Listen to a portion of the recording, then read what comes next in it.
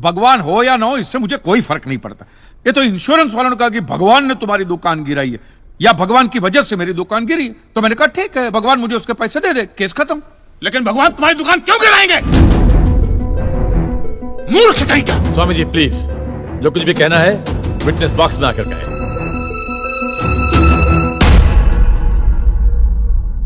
एतस्पातिकिं क्षम्यताम्, एतस्पातिकिं क्षम्यताम्।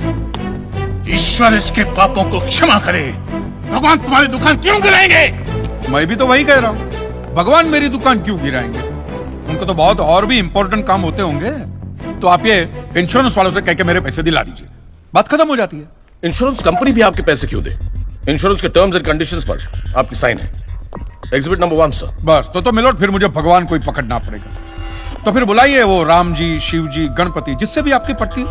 कीजिए हड़गुम्बा पड़गुम्बा तांडो बिंडो करके उधर। मूर्ख! मोक्ष की प्राप्ति होती है तभी भगवान मिलते हैं। तेरे जैसे तुच्छ मनुष्य के लिए भगवान धरती पर नहीं आएंगे। होंगे तो आएंगे ना महाराज। अरे क्या इतना लाखों का टर्नओवर है आपको, और थोड़ा ही सेटलमेंट करना, कर दीजिए, मैं तो कैश डिस्काउंट भी दूंगा। ये सच। I object my lord. भगवान की सेवा कार्य को धंधा कह रहे मिस्टर कांजी, बिजनेस? हाँ, ये बिजनेस ही है मिलोड, बिल्कुल बिजनेस है ये। किसी भी धर्म स्थल पे जाइए तो सबसे पहले पार्किंग का पैसा दो, फिर वो छोटी लाइन, स्पेशल लाइन में खड़े रहने का पैसा, फिर फूल, चद्दर, कैंडल खरीदने का पैसा, और दान पेटी बिल्कुल मूर्ति के सामने ही रखते, जैसे सर झुका पैसा डालना पड़ता है। और ये लोग तो भगवान के प्रसाद के लड्डू का भी पैसा लेते हैं मिलोड। जिस तरह म्यूजियम में मोम का पुतला दिखाकर पैसे लिए जाते, बस मंदिर में पत्थर का पुतला दिखाकर पैसे ले लेते। और पुजारियों की तो सैलरी भी होती है, इनकी छोटी है, उनकी बड़ी है, और आपको तो इनकम टैक्स में भी बेनिफिट है कि नहीं है? तो फिर इसमें सेवा कहां से है? और मिलोड ये तो ऐसा धंधा है जिसमें कभी भी रिसेशन नहीं आता, नहीं, उल्टा रिसेशन में तो इन लोगों का धंधा डबल हो जाता है। हे भगवान, भाई भगवान, हो भगवान। रिलैक्स। चलो मान लीजिए कि ये लोग धंधा करते हैं, फिर भी आपको पैसा क्यों दे? इंश्योरेंस में आप प्रीमियम भरते, इसलिए आप इंश्योरेंस से पैसे मांग सकते, लेकिन मंदिर वाले आपको पैसा क्यों दे? क्योंकि मैंने इनके मंदिरों में भी प्रीमियम भरे हैं महाशय। What nonsense. ये मुझे विश्वास था, आप मेरी बात का विश्वास नहीं करेंगे, इसलिए मिलोड में सारे प्रूफ साथ लेकर ही आया। ये सब रिसीट मिलोड उस प्रीमियम की है जो मैं पिछले 18 सालों से भरते आ रहा हूं, मेरी वाइफ के कहने की वजह से। ये देखिए, पहला प्रीमियम मैंने भरा था 1501 रुपये का, साउथ में बहुत बड़ा मंदिर है, उसमें मैंने पैसे भरे थे। देखिए, फिर ये देखिए, हर साल 1000 रुपए भर रहा हूं आपके गणपति के स्टॉल में। देखिए, उसे स्टॉल नहीं मंडप कहते हैं। मिलोड वो मेरी सासू माँ बीमार रहती थी, तो मंदिर वालों ने कहा कि 11,000 रुपया दो, पूजा कराओ, फिर देखो। तो पूजा कराई और सासू माँ टपक गई। चलो वो तो अच्छा हो, लेकिन 11,000 भी गए, वो एक भी रुपया रिफंड का नहीं दिया उन्होंने मुझे। फिर ये देखिए, ये मस्जिद का चंदा, दरगाह की चद्दर, चर्च की कैंडल, फकीर की झोली, बाबा की अगरबत्ती, माँ की चुंदड़ी, टोटल में 10 साढ़े 10 लाख रुपया इन सारी दुकानों में भर चुका हूं। बस! क्या दुकान लगा रखा है? इसे मंदिर कहते हैं, मंदिर। और मंदिर में लोग अपने परिवार की शांति और समृद्धि के लिए अपनी इच्छा से पैसा देते हैं। तो मैंने भी मेरे परिवार की शांति और समृद्धि के लिए ही पैसे भरे थे महाराज, कोई गंदा चूसने के लिए इन्वेस्ट नहीं किए थे। लेकिन आपके भगवान ने मेरी शांति उखाड़ के फेंक दी, क्योंकि भूकंप तो मिलोड सिर्फ भगवान ही ला सकते, इंसान के बस की तो बात है ही नहीं। तो मुझे बताइए, मेरा हक नहीं बनता भगवान से पैसे वसूलने का? मिस्टर कांजी, आपका झगड़ा भगवान से है ना, तो डायरेक्ट भगवान से पैसे मांग लीजिए ना, मंदिरों के पास क्यों मांग रहे? वकील साहब, आपके घर में बिजली या इलेक्ट्रिसिटी कौन सी कंपनी की आती है? रिलायंस की ना। तो घर में जब कभी भी बिजली का प्रॉब्लम होता है तो आप रिलायंस की ऑफिस में ही फोन करेंगे ना, सीधे अनिल अंबानी को तो नहीं बुलाएंगे ना। अनिल भाई आओ लाइट की, अनिल भाई आओ लाइट की। साइलेंस। आप कहना क्या चाहते हैं? What do mean? ये जो साधु यहाँ है, ये जो पंडित जी यहाँ है, ये क्या भगवान के ऑफिसर्स है? नहीं, ये लोग ऑफिसर्स नहीं है भाई, ऑफिसर तो पढ़े लिखे लोग होते हैं। ये लोग तो देखो मुंह देखो, सेल्समैन है मिलोड, सेल्समैन।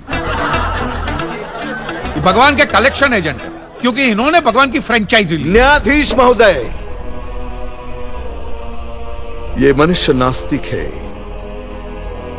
जो ये कह रहा है उसका ज्ञान स्वयं से नहीं है। परंतु हम तो साधु हैं, इसे क्षमा कर देते हैं। लेकिन इस अधम पाप के लिए दुनिया इसे कभी माफ नहीं करेगी। तेरा घर से निकलना कठिन हो जाएगा अगर भगवान के विरुद्ध कुछ भी कहा तूने। मैया मोरी, ये आपको मेरी चिंता हो रही है कि मिलोड के सामने मुझे चेतावनी दे रही हैं? हमें जीव मात्र की चिंता है। तो फटाफट पैसे निकाले, बात खत्म कीजिए फिर। My Lord, this is enough. ये डोनेशन रिसीट्स है, जनरल सबमिशन। भगवान और मेरे क्लाइंट के बीच कोई एजेंसी एग्रीमेंट नहीं है। कांजी बेतु की बात कर रहे हैं। इतनी छोटी सी बात के लिए भगवान पर केस नहीं हो सकता। छोटी बात मिलोड, ये छोटी बात नहीं है। वो दुकान मेरा सब कुछ है, मेरी रोजी रोटी, मेरे बीवी बच्चों का सहारा वो दुकान है। और एक एक रुपया जोड़ के दिन रात की मेहनत के बाद मैंने वो दुकान बनाई थी। आज वहां पे सिर्फ जमीन का टुकड़ा रह गया है, वो भी कोई लेने को तैयार नहीं है। ये मंदिर वाले कहते हैं श्रद्धा से दान दो, आपका कभी बुरा नहीं होगा। और इंश्योरेंस वाले कहते हैं टाइम पे प्रीमियम दो, बुरा हुआ तो हम है ना। तो मैंने तो दान भी दिया है मिलोड, और प्रीमियम भी भरे, और आज दोनों के दोनों ने हाथ ऊपर कर लिए। मैं एक मामूली आदमी, मिडिल क्लास मैन, मेरा परिवार, मेरे बीवी बच्चे रास्ते पे आ जाएंगे। नहीं मिलोड, आपको मेरी बात इस अदालत में रखने का मुझे मौका देना ही चाहिए। और भारत का संविधान भी मुझे मेरी बात इस अदालत में रखने का हक देता है। Please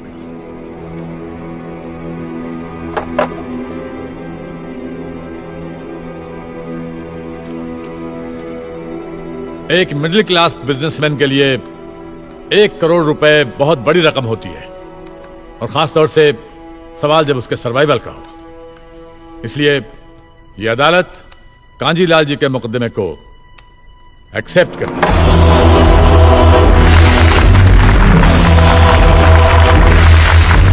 silence.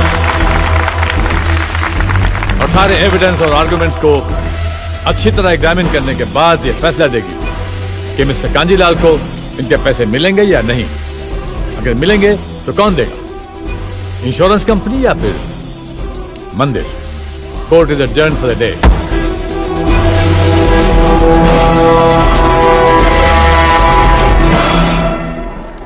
रुकिए रुकिए महाराज, अब आप लोगों को जितनी पूजा करनी हो, आरती करनी हो, जितना घंटा हिलाना हो, सब हिला लीजिए। आपके भगवान ने मेरे अकेले की दुकान गिराई है ना, तो अब मैंने अकेले ने उसकी सारी दुकानों